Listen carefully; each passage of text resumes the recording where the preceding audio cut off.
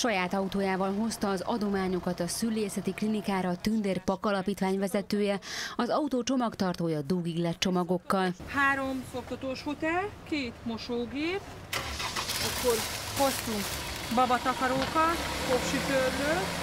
Hosszú percekig pakoltak be az udvarról az alapítvány munkatársai és a kórház dolgozói. Egy fél tárgyalótermet megtöltöttek a csomagok, a dolgozók meghatódva figyelték, mi mindent kaptak.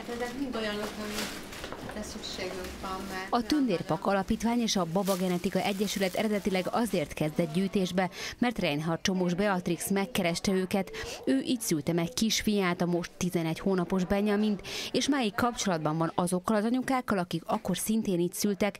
Tőlük hallott arról, hogy az osztályon elromlott a mosógép, a nővérek maguk viszik haza a babák ruháit kimosni. Elkezdtünk a pénzt gyűjteni a mosógépre, és mivel 706 000 forint összejött, ezért úgy gondoltunk, hogy akkor a többi pénzt babafelszerelési dolgokra fogjuk elvásárolni, szoptatós fotel, légzésfigyelő és egyéb dolgokra.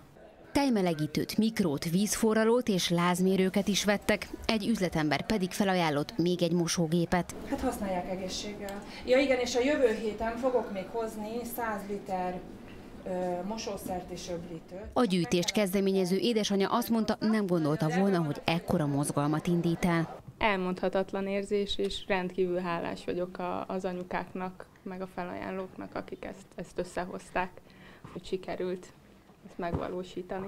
Közben az egyetem is vett egy új gépet a klinikának. Hál' Istennek a bőség zavarával küzdünk, és ennél sokkal nagyobb problémája ne legyen senkinek. Volt egy rossz mosógépünk, azt megpróbáltuk megjavítatni, aztán hál' Istennek az egyetem is vásárolt egy másik új mosógépet, és közben zajlott ez a gyűjtés. A tervek szerint ide a szárítógép mellé kerül majd az egyik adománymosógép, egy pedig tartalék lesz.